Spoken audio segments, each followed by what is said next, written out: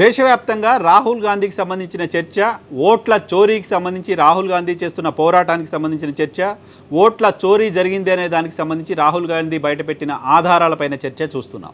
Election commission తడబడుతోంది, election commission ఆందోళన చెందుతోంది, election commission మౌనం పాటిస్తోంది, ఎలక్షన్ కమిషన్కి ఏం చేయాలో అర్థం కాని దిక్కు తోచని పరిస్థితిలో ఉంది రాహుల్ గాంధీ వేసిన ప్రశ్నలకు సమాధానం చెప్పలేక అని.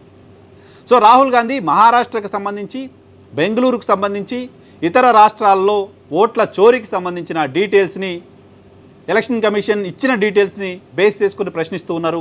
ఇంకా చాలా వివరాలు ఉన్నాయి, బయట పెడతానంటూ చెప్తూ వస్తున్నారు.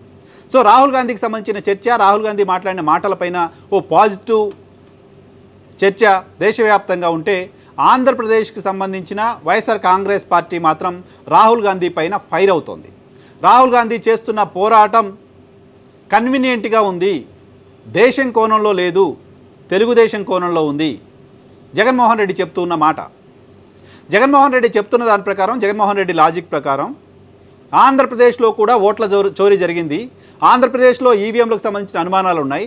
ఆంధ్రప్రదేశ్లో కూడా పోలింగ్ అయిన రోజు ఓట్లకి, కౌంటింగ్ అయిన రోజు ఓట్లకి మధ్య వ్యత్యాసం ఉంది. ఆంధ్రప్రదేశ్లో కూడా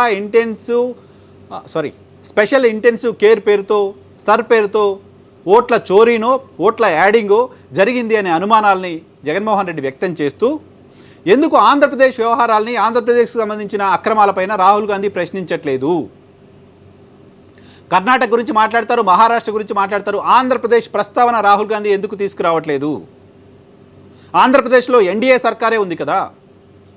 ఎన్డీఏ సర్కార్ అంటే భారతీయ జనతా పార్టీయే కదా. భారతీయ జనతా పార్టీ ఈసీని మేనేజ్ చేస్తుందని కదా రాహుల్ గాంధీ ఆరోపణ. అటువంటప్పుడు ఈసీని మేనేజ్ చేసి ఆంధ్రప్రదేశ్లో కూడా ఎన్డీఏ ద్రోహం చేసింది ప్రజాస్వామ్యానికి అనే మాట ఎందుకు రాహుల్ గాంధీ నోటి వెంట రావట్లేదు అనేది జగన్మోహన్ రెడ్డి వేస్తున్న ప్రశ్న.